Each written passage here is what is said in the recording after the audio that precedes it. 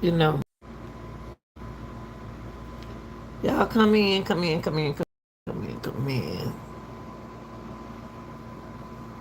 I like Cam Newton, y'all. I like Cam Newton, and I like what Newton stands for.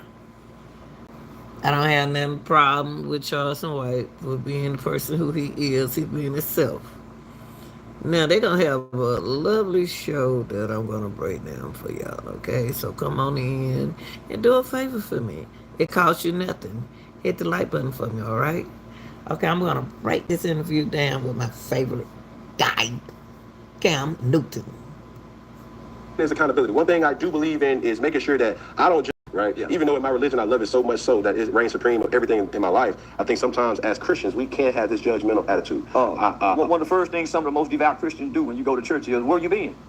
I ain't seeing you. So when you go, if you go to church and then you don't go to church and you come back to church, the church will make you feel shamed in their judgmental approach. Well, where you been? We ain't seen you in a while. Yeah. So I get it. It's a very, and I wouldn't identify as a Christian, but I have Christian values and beliefs. I believe in Jesus. I believe that he's the Son of God. I just don't take the title as a Christian. I just believe. I just believe. So what are you? A believer. That don't make you a Christian? No. Because I also like to sin. And most Christians don't admit that they like to sin. But you do understand that Jesus died for all our sins. Yeah, that's why I sin. That's why I sin and just say, I pick my sins wisely. Okay. But you know you're not perfect. I don't want to be perfect. I think that is true. But my saying is, most Christians don't admit that they like to sin. most people can't admit to the sins that they do. That they like to do. See, it's something we do, but we also got some secret ones that we like to do. But that's everybody. That's not Christians, Muslim, Hinduism. Yeah. That's just everybody else. Exactly. When the FBI studied Malcolm and when they studied Martin, one went and spoke and came back to the hotel and prayed and talked on the phone with his wife, and they don't have no dirt on him. He was Muslim. The other one went and spoke and came back to the room and partied and fucked like a motherfucker. And every town he went to, that was the Christian. So it's a difference. One was studied full time. How do you know that, though? Because now you're using my platform trying to bring all this speculation of Martin Luther King. Because it's documented evidence. The FBI said that Malcolm X was a saint compared to the doctor. It's very well documented that Dr. Martin Luther King was just like any man. Nah, he ain't just like no he was a any hormone man. preacher. He's not just like no any man. Martin Luther King is just not. I disagree with you, Charles White. He is not just like any man. No. It's documented. Compared to Malcolm, who has no documentation of doing anything such like the preacher. See the difference? I hear exactly what you're saying, but that doesn't necessarily rectify you not being unknown to your religion. I think. I don't want to be a religious man. I don't want to be Muslim. I don't want to be Christian. I don't want to be Hindu because I don't pick up the books. I want to be able to grab hold to the spirit. Yes, most of the people who I heard talk the books and can recite the books don't show the spirit. They can't access the spirit. But this is where I can agree with you. But also, it's for me to also admonish you to say, you use your platform for people to receive Stop the word in their complaining. own right. You see what I'm saying? And go somewhere I don't else. deliver the word because I don't know the word. I walk with the spirit. My mother didn't know the word. I don't know the word. I hadn't picked up the Bible to read the word. I got the spirit. Because when I wanted the word, I couldn't get the word. I was locked away in a cell, and they wouldn't give me the Bible. So for some strange reason, I was able to access the spirit. That's the spirit that Jesus said that will write God's word upon your heart. I don't want to be Christian because Christians can't access the spirit. They all got the word. I don't want the word, God. I want your spirit. Because it says with this spirit that I can do greater works than Jesus. There's no Christian I ever heard to say they can do greater works than Jesus. And Jesus himself said that you can do greater works with this spirit. So I don't want the Christian word. Give me that spirit Jesus was talking about that raised the dead, that allows you to walk on water. I ain't seen a Christian walk on water yet.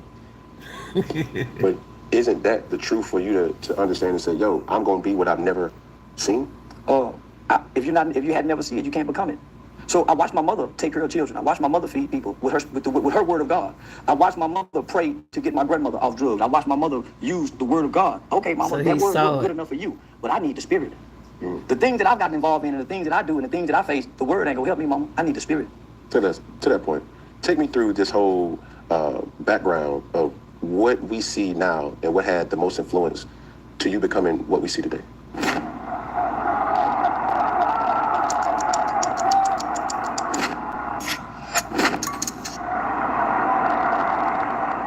I fell in the washing machine when I was 5 years old. So my mother was asleep. I snuck outside and I was in the laundromat playing on top of a washing machine. And I was jumping up and down, getting ready to jump off of it, but I was jumping hard. The lid popped open and I fell in. and I broke everything from my waist down. We end up suing Quick Wash. And the reason we won the lawsuit is one of the reasons why now when you open a lid to a washing machine, it stops. It was supposed to stop and it didn't. So I broke everything from my waist down. So I had a bone pop out here, a bone pop out here. I had pins in my leg. This is at 5 years old. In a washing machine spinning like this. I pulled myself out and then passed out. I was in a full body cast. What? From here all the way down with a stick between my legs. So I had to lay flat like this. And So y'all didn't know nothing about that, right? Y'all didn't know that about that. What Charleston White just said, right? Wow. This is crazy. This is crazy. Dang. Let's see. Let's hear what he just said again. Said that he was jumped in a washing machine. To that point, take me through this whole background of what we see now and what had the most influence to you becoming what we see today.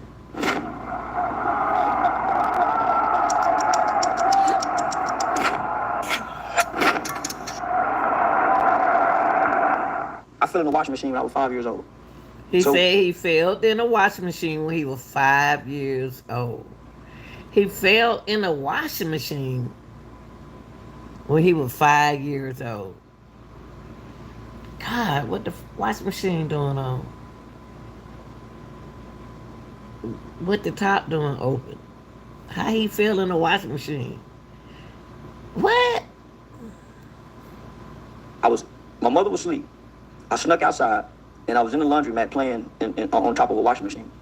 And I was jumping up and down, getting ready to jump off of it. But I was jumping he was playing on a washing machine. Listen, y'all. hard. The lid popped open and I fell in. And I broke everything from my waist down. We end up suing Quick Wash. And the reason we won the lawsuit is one of the reasons why now when you open a lid to a washing machine, it stops. It was supposed to stop and it didn't. So I broke everything from my waist down. So I had a bone pop out here, a bone pop out here. I had pins in my leg. This is at 5 years old. So you gonna jump, Charleston White? They shouldn't even let y'all sue them folk because, well, I can see one reason why y'all sued them, but it's your fault for jumping inside the washing machine while it was moving. Regardless if you know at 5 years old you didn't know that the top was gonna come up or not. Look at Cam.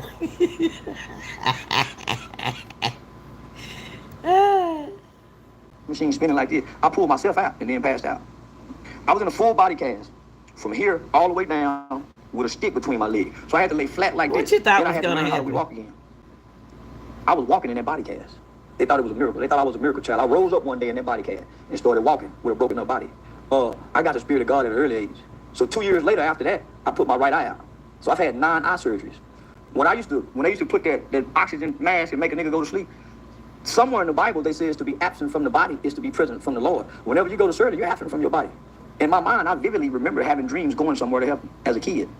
So you only have sight in one eye? Yeah, this is a prosthetic limb. It's a glass eye. Oh, wow. So that's from 5 to 7. Okay. So I had to learn how to re-walk again with no problem. So I ain't got no hip or nothing.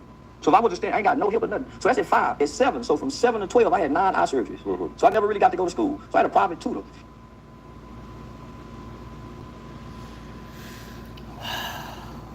It's things that I remember education-wise that I don't know how I got this knowledge. They don't teach us about Jim Brown in school. Like, I knew everything about Jim Brown and the abolitionists. I got knowledge and information but that white tutor, I had a white tutor in the 80s coming to my home to teach me. So I was groomed to be an intellectual. So I didn't really get to go to school to the 6th grade. By the time I got to the 6th grade, I caught a capital murder case in the 8th grade. So I'm an institutionalized baby from medicine, hospitals, to now incarceration. I'm a book-driven baby. I've been reading books all my life. I ain't been outside playing. I ain't played no sports. I've been reading books. I've got a brain full of... Oh boy, ain't nothing wrong with that. If you telling the truth. I've been studying movies and actors. That's how I can act. So what you see now is a product of a system. Nigga, I'm an educational baby. That's why my knowledge and my articulation is what it is, because when I went into the system, I began to read more books. So when niggas were playing dominoes and watching rap videos, I was reading Danielle Steele Love novels. So I'm very charismatic. I'm very charming. That was your day? Yeah. Well, that's how I've been able to get by getting in trouble. But getting in front of a judge and being able to say, yes, sir, no, ma'am, yes, ma'am. Getting in front of a probation officer, knowing how to make eye contact, sit up straight, look them straight in the eye. All of that was charming things I learned as a kid to get out of trouble. Out of all those books that you had access to, you ain't never had access to a Bible? Yeah. I refused to read the Bible because I couldn't, as a kid, I couldn't connect to the language that the Bible wrote. Thou art. I didn't either. I couldn't. My understanding couldn't comprehend that. I Okay, can't. did- You know what? I can understand Charleston with that part with the Bible because I tried to understand the Bible. I had plenty of questions about the Bible, and they asked me that you're not supposed to question God. I wasn't questioning God. I was questioning about what the Bible said. You coherent to understanding that there were different versions of the Bible? Yeah, I understand about the council when they introduced Cesar Borgia as the white man with the blonde hair, and they took out pieces of the Bible. So I know the Bible have been dissected to brainwash, to control. Yes, sir. So what I did was, But not more or less that. Like about the international version. I understand it, but as a kid, you don't know that. Yes, sir. As a kid, you don't know to pick up this book and say, okay, they got a King James version. Okay, you don't know this. All you know is here, read the Bible. They say read the Bible, and you can't really understand what the preacher's saying. Correct. But I have a Right. mother who are quoting scriptures, and I'm hearing her say these scriptures, but they're not making no sense. All things work for the good of those who love God, is called according to His will and His purpose. My mom locked up here for murder, and I'm gonna be here for 4 years. How is this gonna work for my good? Well, she's trying to explain this to me, and I'm saying, man, stuff don't make no sense. I'm rejecting everything she's saying. For one, most kids reject what their parents teach them because you think the world know more than your parents. So this ain't making sense, mama. This God that so loved the world that'll give us His Son, then why this kid over here get molested if God love us? Where my daddy at, mama, if God's so good? You keep hiding about God good. How He good? How? And so it ain't making sense. So you don't believe in this scripture, raise up a child where you should go? As a kid, don't no scripture make sense. I know it now. So, but as a kid, it says train up child. Yeah. How many parents are really training? We're raising our kids. We ain't training them. That's why when they get in situations, they don't go to their training to make good choices. When police get in situations, they go to their training. They training is to shoot. Shoot. Where? Shoot to kill. Why Some you didn't shoot him in the parents do leg? Because he train was in their a situation kids. where he had to fall back on his training, and there's a silhouette where they're trained to shoot. Some people do train their kids. Some people do teach, and some people train. You have to train in order to teach. You have to train to teach. Some parents do, some parents don't. This man has been hurt in his life. He has really been hurt. Yes. So that's why they don't shoot you in the leg. So what training are we giving our children where they get in a situation where they choose to training? We're not training. We raise our kids. How do we raise them? Food, shelter, clothing. We ain't training these kids. We ain't training these motherfuckers. You we ain't got to. trained. We got to go to work. Mama got to go to work. Daddy cross town playing stepdaddy, making more babies. Who training us? Nobody. We're being indoctrinated at school and we're being programmed by the culture. Who's training us? So we can mistrain up. A lot of kids ain't going no way because ain't nobody training them. They're raising them. They're providing good homes, good clothes, good foods. But other than that, there's no training. That's why we're not in Boy Scouts. That's why we're... They do. Well, I can understand what he's saying.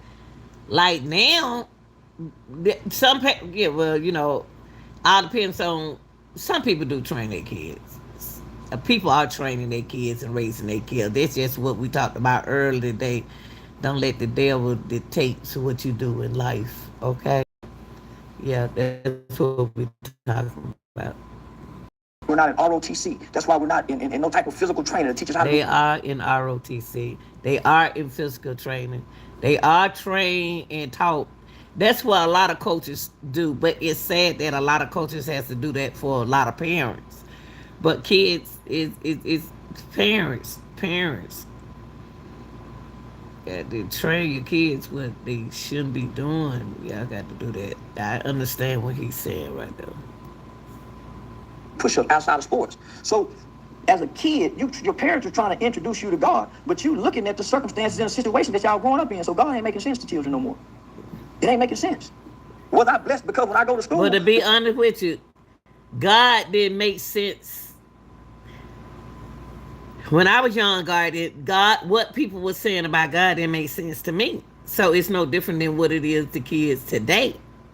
So don't just own it and make it seem like it's today when it was yesterday. So we could look at this as yesterday. Us then, you know, they understand if God with this and God with that, then we won't be this and won't be doing that. But can't nobody speak for that. I can't understand the Bible. I tried to read it and I closed because I couldn't understand it. So I can understand what Charlie ain't not cussed not one time so far, thus far. He's speaking his mind. The kids at school ain't blessing their food, but you got me blessing my food. It ain't making sense. Ain't nobody at school blessing their food, so I'm supposed to go to school and pray over my food. No, I ain't doing that, Mom. Because my peers supersede what you're trying to teach me if you don't have a bunch of money to buy my attention. So my mother was financially stable to buy our attention. What's your mom do? My mom worked for General Motors, retired from General Motors. That The was my backbone dad of America, retired college from work General in the Motors. 80s. In the 80s. So we were very financially stable. I had my own bedroom. That's homie. where my dad retired from, General Motors. Wow, this is crazy. It's a small world. Be surprised who know who what. Came from a good home, financially. In the 3rd grade, I had my own phone line. I had the bunk bed, bed with the desk. I had the basketball goal. I had the remote control car. We had the Nintendo with the power pad, the duck hunting game. I had the Jabot. I had all the name brand stuff that a kid could want. But for one, mom wasn't at home. She had to work. So she provided a great home life. But when we got out of school, she was going to work. Daddy retired from the Navy. He doing his own thing. Were you raised in a household with your mom and your dad? No, just mom. Were they ever together? Yeah, they were together. The first part of my life. Well, But that's a vague memory. Yeah, but when you say first part, I have no memory. okay, now do you think that had any type of trauma in your growth as a man? The absence of a father in any child's life leaves a child hurt, but ultimately develops a child as an angry kid, and can't nobody explain why the little motherfucker just angry. That's the absence of a father. So both my brother. You're speaking from the son's perspective or the female's perspective? I'm speaking from the son's perspective. So both my brother and I grew up with just a good mother, a good loving mother. When I was 8 or 9 years old, homie, my brother looked at me and said, "When I grow up, I'm gonna kill somebody." Man, I looked at that nigga and ran down there. Mama, daddy, man. What? Come here. What you mean? Well, I'm gonna kill it. And so she spanked him when she should have been exploring that anger. Long before a kid gets angry, they feel hurt. Nigga, where my daddy at? Mama, where daddy at? What Tupac say? He heard mama crying. Mama, where my daddy at? Heard you crying late night through the bedroom door. And do you love me, mama? Why they keep on calling me nigga? Get my weight up with my hate and pay them back when I'm bigger. So that's the 12-year-old big body kid, nigga, that they don't put in football that grandmama them scared of. When he get mad, he huffing and puffing. He kick the door. He punch a hole in the wall. He push his little sister down. Get that weight up with my hate. So just think about my brother saying this. Nigga, I'm 8 years old. He 10. Nigga, he killed somebody at 17. So I'm trying to piece it all together. So the anger, right? So we hurt in the beginning. But before you hurt, you feeling unloved. No, hold on, check that. Truth to that. But in your household, you're raised by your mother. Parents was never together. You guys, 3 boys. Two boys. So just you and your brother. Just me and my brother. 2 boys. So you only got 1 sibling. Yeah. But I had a sister come later in life. I was 13. Okay. So we got uncle, we got granddaddy, we got grandmama, we got aunts, we got cousins. So we got a big family. Yeah. And we got males there. But they ain't the right kind of male. Granddaddy got a barbershop. Granddaddy went to the military. Granddaddy retired from Paul Lumber's yard. Granddaddy worked at the bus barn. He the supervisor at the bus barn, but he pimping. He got all the hoes boosting and stealing. Granddaddy catch a major federal drug case and make the front page paper, right? So I remember my mother telling us when I was like in the 5th grade, don't go to school and tell nobody that's your granddaddy. His name Freddie White. My uncle is a pimp. My granddaddy got the barbershop. I'm growing up with granddaddy and uncle and them at the barbershop, seeing the hustlers and the players and the pimps. It's the black exploitation era. It's the 80s. So I got men in my life, but my mother is contrasting and countering what we're seeing. Right. She's trying to raise us to be opposite of her brother and her daddy. So she's trying to instill good morals. Right. But nigga, who fucks up the kids more than the bullshit uncles in the black family? Because Uncle Wayne is the pimp with the Rolls Royce. Uncle Wayne is the pimp walking through with the briefcase full of money, the trash bags of money. So as a kid, you see the dynamics of how the family treat Uncle Wayne. Everybody kisses his ass, and he a woman beater. Yeah. So everybody kisses his ass. So it's no different than the D-boy uncle, who in the household with the mama who got the favorite brother. He coming through with the pants sagging and the gun. The nephew and them is picking up these traits. As he That's stops right. through and get us with money, get out with money, rub them on the head, let That's them ride in right. the car with the hoes and the bitches. So I was a little king, like the little kid for next 2 times guy. I was that little nigga with my uncle now, being exposed to this shit. So that's the dynamic of the loving single black mother who's God-fearing, who's trying to teach her kids good morals and values, but she don't have the time because she got to work and provide a good living for them. And there's a missing piece in the father being... The absence of the father. So the absence of the father, who's supposed to step in? An uncle, a cousin, somebody Some with the damn family. figure. With the So that's why we as women has to make decisions of which way, what we're gonna do with the man that we want the baby by.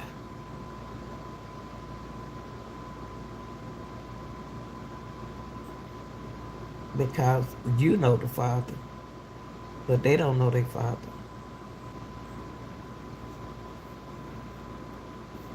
in the family before she have to go out and get a coach. Correct. But nigga, there's no positive male figures. They teaching us the bullshit. Toxic. And they telling us don't listen to your mama. Boy, you gonna be a trick listening to your mama. So they really got you. So as a child, you're battling different things. Don't listen to your uncles. And your uncle saying, don't listen to Your mama don't know what she talking about. You know, Yeah, you're gonna be a little bitch. You know, say, hey, you gonna be a man. Da da da da. We all go through those times. So not only that, when mama leave, just like every other kid, what we do, we cut on that television.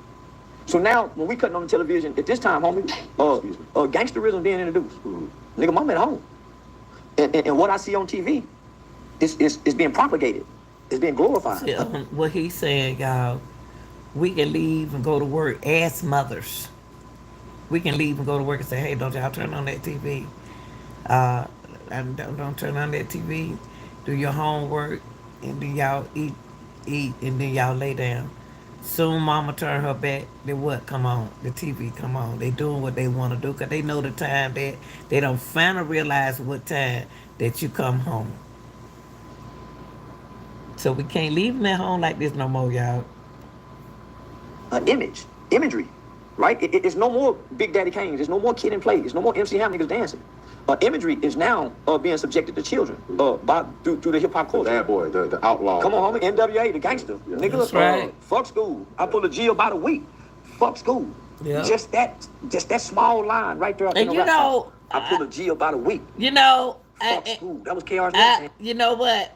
What we talked about earlier today in our live is the same thing that Charleston White is saying today. What I talked about earlier today in the live is the same thing he bringing up right here in our face. I asked the question, if you're going to drop out of high school, have a reason to drop out of high school to help your family. Now y'all just dropping out of high school for nothing. Just to smoke and get high and drunk and all that stuff and get smoke up and be around girls and stuff like that instead of trying to get your education. It's different from then and now.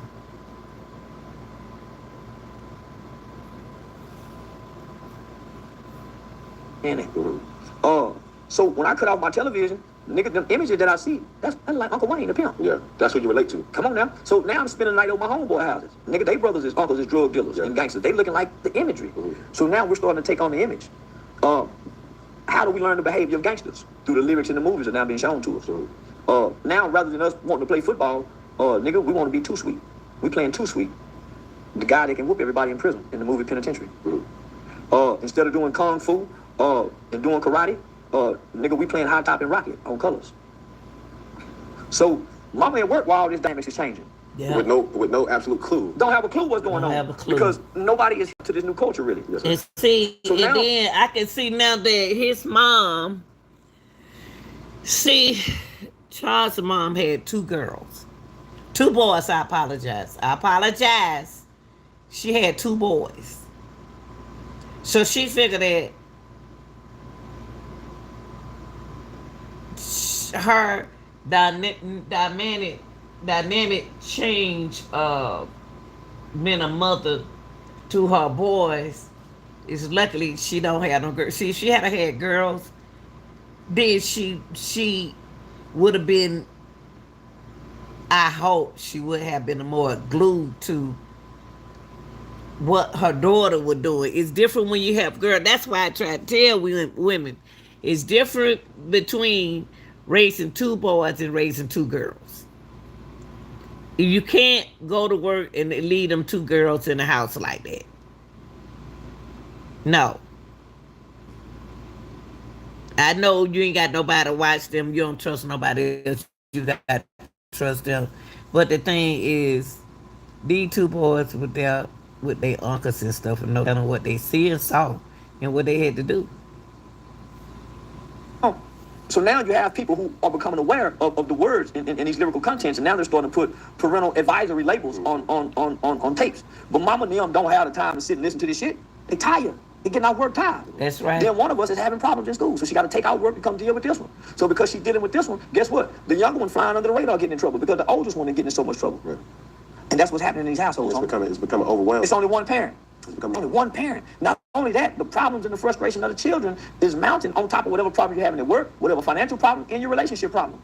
So along that, as or not just you, but what you've been able to verbalize and picture paint is a typical situation in Black America. I call it the traditional single African-American parent home. It's so not problematic. It's trauma-based. It's trauma. It's trauma-based. In that household that's festering, and you're building the next generation of killers, pimps, drug dealers, because that's what they see out of fear. You do this.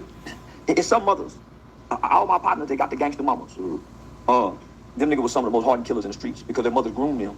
The nigga who was groomed to be hard on a woman, he's very abusive because his mother taught him these traits. And whatever mama teaches, we stand on it. I'm gonna say it again, nigga. Whatever mama teaches, we stand on it. Yeah. That's why, nigga, I repeat a lot of shit my mama say. Nigga, mama said at the Bible, so nigga, so if you, the street mama. That's why the whole mama is so dangerous.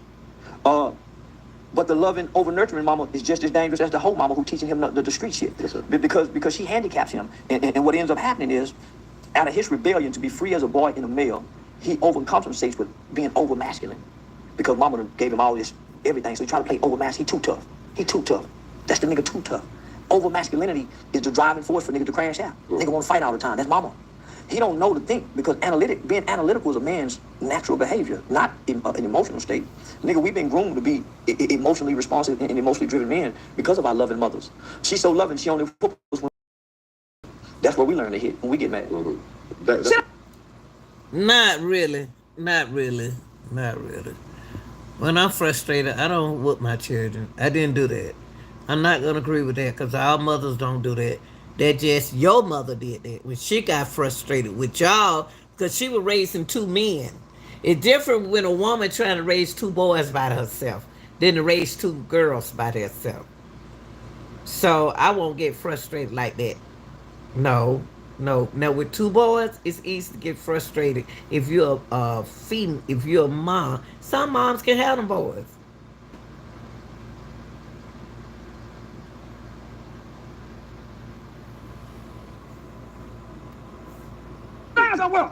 They hit you. And secretly they feel guilty because I've done it as a parent. Yeah. Feel bad the motherfucker, but you done already delivered the lick. Yes, I got a friend by the name of Terrence Sampson. He did 29 years on a 30-year sentence for murder. When he was 12 years old, he stabbed a next door neighbor 93 times. He said he had his first homicidal thought when he was 5 years old, after his dad had brutally beat him. But right after the thought, he said his dad walked in with tears in his eyes and said, "Son, I'm sorry." Imagine had his daddy done that before the thought. He would have saved a life. Come on. Yeah. So Frustration is a motherfucker as a parent. before we get too ahead of ourselves, I'm trying to paint a picture here, and I'm trying to take people on this journey. When you took me through 6 to 8. You talked about your brother committing a crime. For you, at 14, or throughout that whole process of juvenile, what was that like for you? It was traumatizing. Because you got to think, I'm a mama's boy. Nigga, I'm the baby. And I just come from being hurt. So I've been in the hospital most of my life. Yes, sir. I'm a nurtured child. I'm a nurtured child who needed to be accepted. I didn't play football, didn't play basketball, so I needed to be accepted. And I found acceptance through negativity, ultimately committing crimes. I learned to be violent. I'm not a violent person. I can be violent. I learned how to be. I've done a lot of violent things in my life, but I was playing, trying to fit in with the environment. Seemed like he didn't love himself. Seemed like after he jumped in that washing machine and did something to his eye and lost a whole lot of self-confidence in himself, he lost himself. That's what it sounded like. And he won't admit, Charles not gonna admit, his self-esteem went that low. Something happened.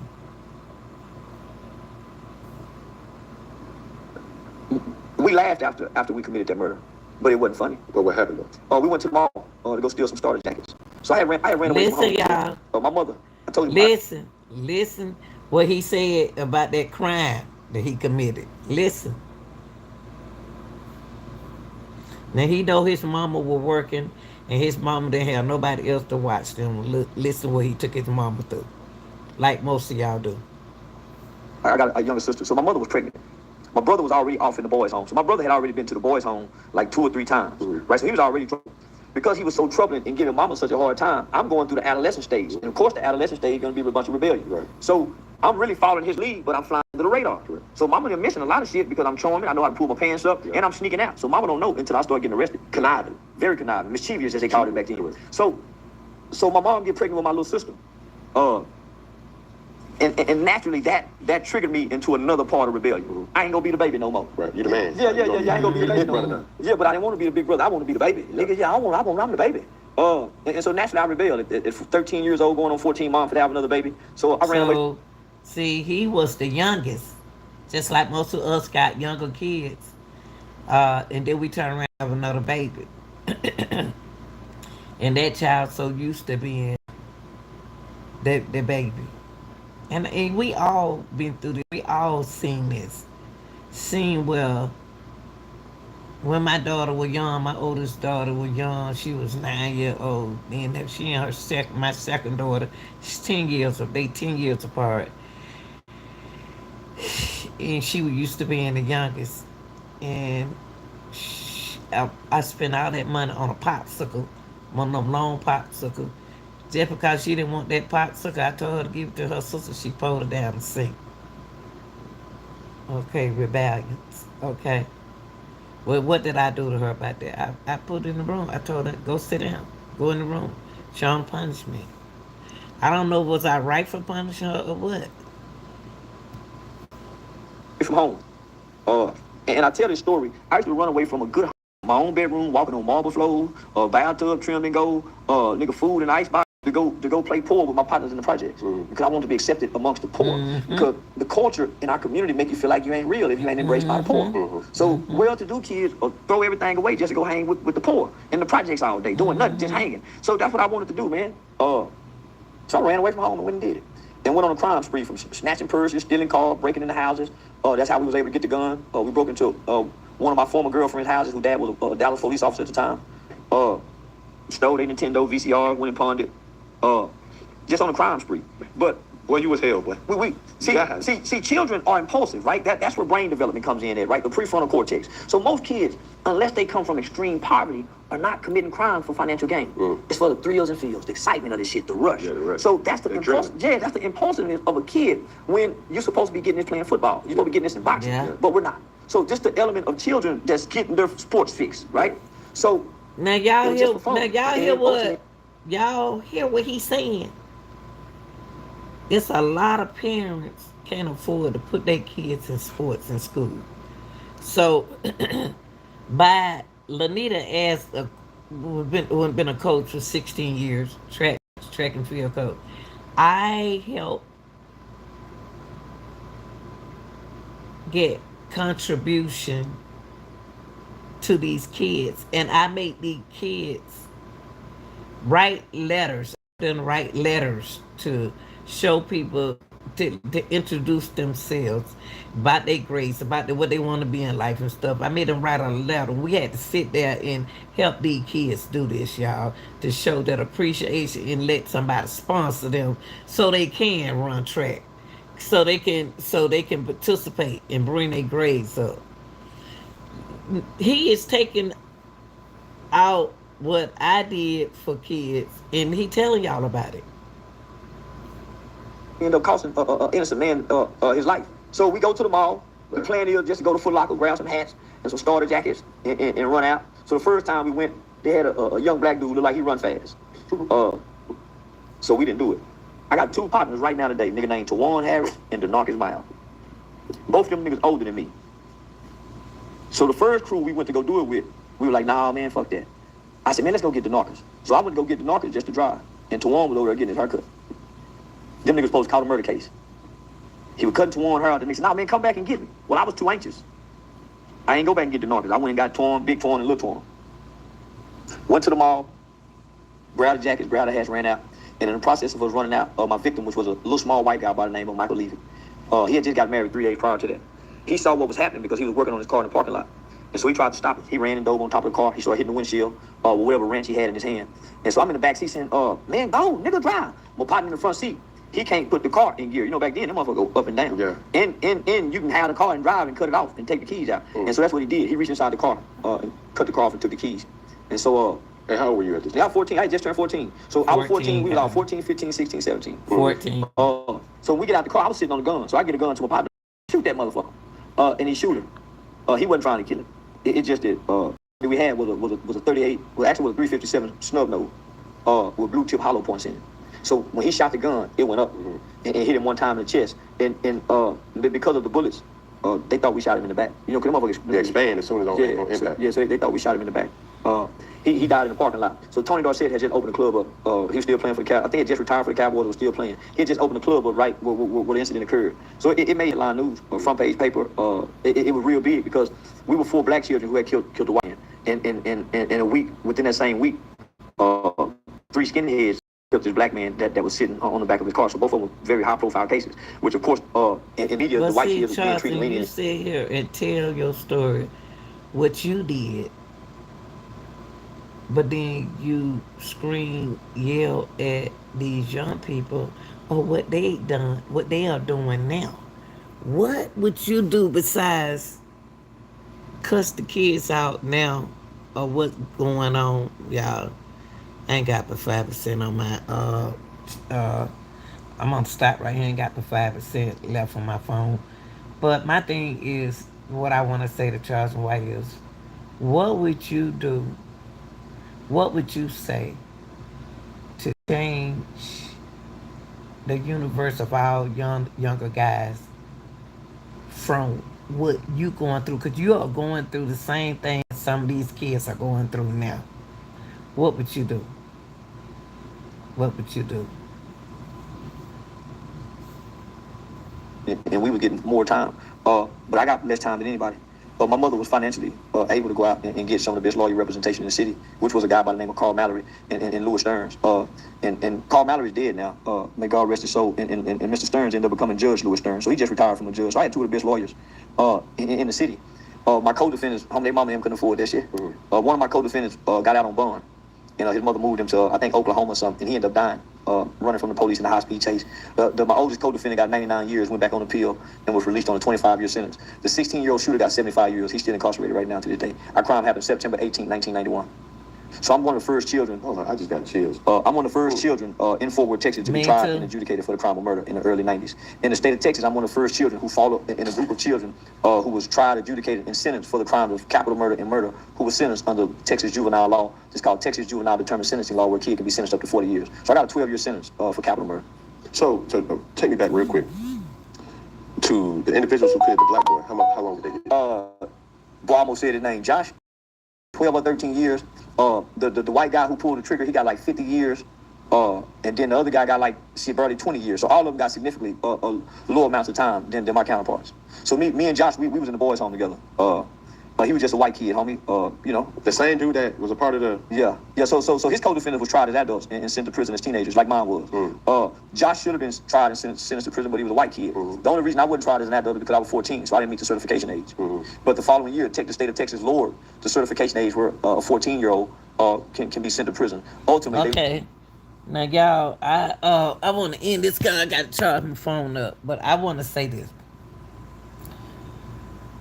Do you think it's fair for you to talk down on the universal kids now with parents are single? See, you had a good mom. It don't always mean that just because a mom is single and she out there doing what she can to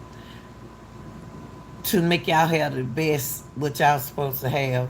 And what is it that you would say to the mothers in the universal now to protect our young kids, young both men?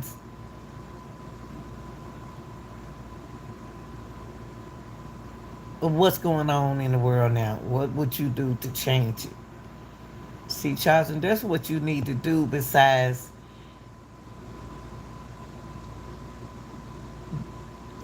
not dogging them out, but punishing these kids for what they are. Y'all, this your girl, Real Deal Anita Gill. Hey, you get a chance, it's free. Hit the like button when nobody know who you are. Love y'all. I'm out of here.